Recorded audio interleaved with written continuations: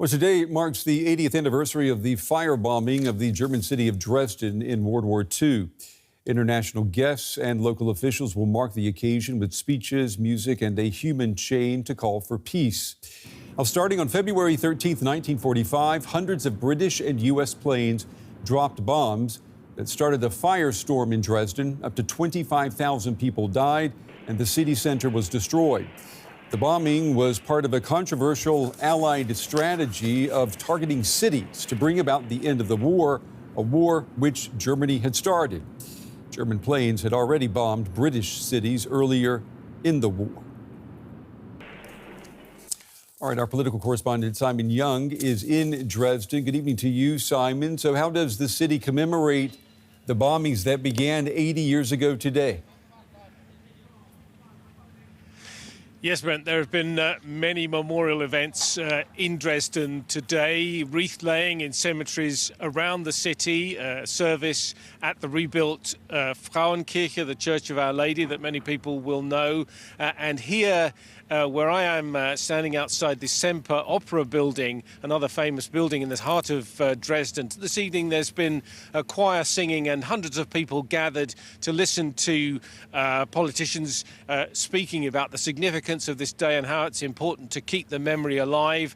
That event was also attended by the Duke of Kent, a senior member of the British royal family. As you said, of course, it was the British Royal Air Force that planned and led the attack that was so devastating to this city. At 6 o'clock, hundreds of people held hands and formed a human chain here through the historic heart of the city, just to show, standing in silence, that sense of solemn remembrance of this anniversary that means so much, I think, still to people here. And Simon, we know that in the past, far-right groups, extremists, they've tried to maybe create political capital and to exploit this day of remembrance. Will they be able to do that this year? Well, that's certainly the plan. There are a number of large demonstrations by right-wing extremist groups coming from all around Germany, but also from places across Europe.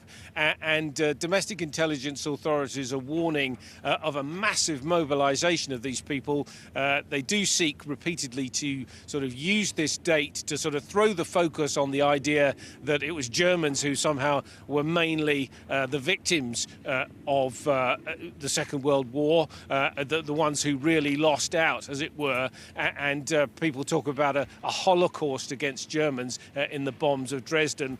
Those are twisted versions of history, I would say, at least as far as most people here in Germany are concerned. But we will hear those kind of words in the next few days, not here this evening on the actual anniversary, but there's a huge police presence here in the city ready for any trouble. And of course, there'll be counter demonstrations, I think, against the right-wing extremists as well.